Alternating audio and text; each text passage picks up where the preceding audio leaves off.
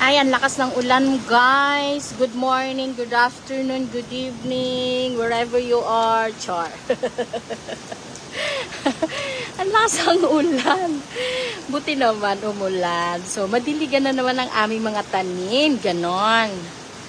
So, ingat-ingat yung mga nasa kalsada. Ingat sa pag-drive. Sana hindi siya magbaha, no? Mukhang matagal itong ulan kasi ang dilim ng paligid, guys. Ingat kayo. So, medyo lalamig naman ang paligid natin. Buti naman. So, tingnan natin yung positive effect ng pag-ulan. Huwag na yung negative, no? Char.